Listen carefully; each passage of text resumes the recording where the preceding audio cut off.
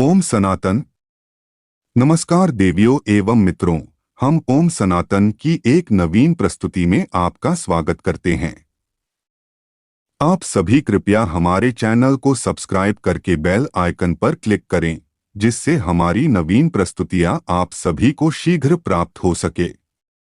और इस चैनल को अपने मित्रों व संबंधियों के साथ शेयर करके सनातन धर्म की पुनर्स्थापना हेतु ज्ञान व धर्म के प्रसार में अपना सहयोग प्रदान करें।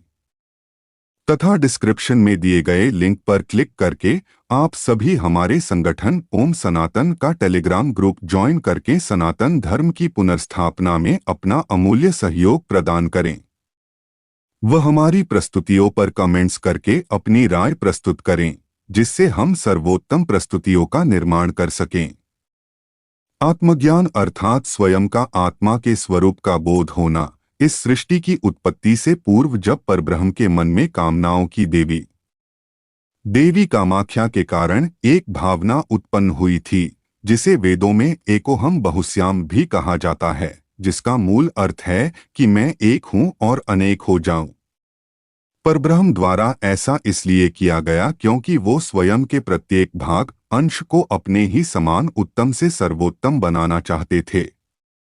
इसलिए उन्होंने स्वयं के वाम भाग से आरंभ में एक शक्ति प्रकट की, जिन्हें देवी आदिपराशक्ति प्रकृति कहा जाता है।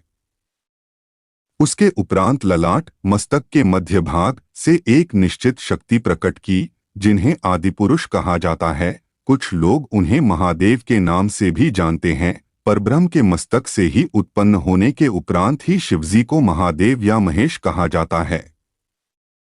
उसके उपरांत देवी आदिपराशक्ति ने अपने नाभि से एक शक्ति प्रकट की, जिन्हें यह ब्रह्मांड देवी आदिशक्ति के नाम से जानता है। उसके उपरांत देवी आदिपराशक्ति ने अपने नासिका के श्वास से वेदों की उत्पत्ति की थी। इस सृष्टि के निर्माण, संचालन व विध्वंस के लिए ज्ञान की आवश्यकता थी, जिन्हें देवी सरस्वती कहा गया था। उसके उपरांत परब्रह्म का जो स्वरूप शेष था, उन्हें अनंत विष्णु कहा जाता है। उनके नाभि से एक कमल का पुष्प प्रकट हुआ, जिससे ब्रह्मदेव की उत्पत्ति हुई थी। देवी आदिपराशक्ति का जो भाग शेष था, उन्हें देवी महालक्ष्मी कहा जाता है। इस प्रकार एक ब्रह्मांड का निर्माण हुआ था। इस सृष्टि में ऐसे अनेकों ब्रह्मांड, महाब्रह्मांड, परम ब्रह्मांड उपस्थित है, जिनसे मिलकर अनंत ब्रह्मांड की उत्पत्ति होती है। इस सृष्टि में सब कुछ परब्रह्म से ही प्रकट हुआ है। उसके उपरांत भी वो पूर्ण हैं और सदा पूर्ण ही रहेंगे। कुछ उसी प्रकार जिस प्रकार एक दीपक से अनेकों दीपों को प्रज्वलित किया जा सकता है, फिर भी उस दीपक की ऊर्जा न्यून नहीं होती है, ठीक उसी प्रकार परब्रह्म भी पूर्ण है और उनसे प्रकट होने वाला प्रत्येक अंश भी पूर्ण ही है। कुछ मनुष्य या पुराण परब्रह्म को अनेकों नामों से जानते हैं। कुछ नारायण को परब्रह्म कहते हैं, तो कुछ शिवजी को, तो कुछ मनुष्य देवी आदिशक्ति को। किंतु सत्य तो यही है कि इस सृष्टि का निर्माण, संचालन व विध्वंस करने वाली शक्ति एक ही है, जिनका वास्तव में कोई आकार नहीं, परंतु सारे स्वरूप उन्हीं के हैं, और वो ही इस सृष्टि के सूक्ष्म से भी सूक्ष्मतम कण भी है और समग्र सृष्टि भी। परब्रह्म के आदि पुरुष स्वरूप से ही समस्त जीवों के आत्मा की उत्पत्ति हुई थी और देवी आदिशक्ति से गुणों व पदार्थों की, जिनसे किसी निश्चित जीव के शरीर का निर्माण होता है। इस सृष्टि में शरीर को धारण करने वाले समस्त जीवों को स्वयं को ज्ञान अर्जित करके इतना पवित्र करना होता है कि वो स्वयं की आत्मा का साक्षात्कार कर सके। जब शरीर में आत्मा प्रवेश करती है, तो देवी योगमाया, देवी आदिशक्ति व देवी महामाया, देवी महालक्ष्मी द्वारा उसकी अनेकों प्रकार से परीक्षाएं ली जाती है। जो आत्मा उसमें सफल होती है, मात्र उसे ही परम सत्य के साक्षात्कार होते हैं, अर्थात वही आत्मा स्वयं को अपने ब्रह्मस्वरूप में जानने योग्य हो पाती है।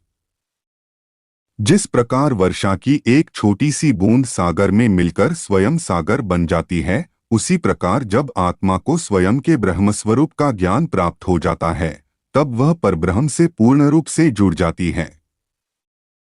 ऐसे मनुष्य या जीव को ही ईश्वर का अवतार कहा जाता है। क्योंकि उस मानव शरीर ने अपने उत्तम कर्मों द्वारा मानव से महामानव बनने की यात्रा संपन्न की है। उदाहरण स्वरूप श्री रामचरित्र मानस के अरण्यकांड के अनुसार गीध देह तजी धरी हरि रूपा, भूषण बहुपट पीत अनुपा, श्याम गात विशाल भुजचारी, अस्तुति करत नयन भरी बारी। अर्थात जटायु ने गिद्ध की देह त्याग कर हरि का स्वरूप धारण किया और बहुत से अनुपम दिव्य आभूषण व दिव्य पीतांबर पहन लिए। श्याम शरीर है, विशाल चार भुजाएं हैं और नेत्रों में प्रेम तथा आनंद के आंसुओं का जल भरकर वह स्तुति कर रहा है। एक आत्मज्ञानी मनुष्य को अंत में यही प्राप्त होता है जिसे लोग मोक्ष, निर्वाण या मुक्ति भी कहते हैं। इससे अधिक मैं स्वयं इस विषय में कुछ और बात नहीं करना चाहता, क्योंकि वह विषय अत्यंत गोपनीय है। इसलिए जब आप सभी अष्टांग योग का पालन समग्र निष्ठापूर्वक करोगे तब आप स्वयं उसकी अनुभूति करोगे। यदि मैं उसके विषय में बात करूंगा तो सारे मनुष्य स्वतः ही कामनाओं से ग्रसित होकर अष्टांग योग का पालन करने लगेंगे और यह कदापि उचित न होगा, क्योंकि अष्टांग योग का पालन निस्वार्थ पूर्वक ही संपन्न करना है, न कि कामनाओं से ग्रसित होकर। ओम सनातन।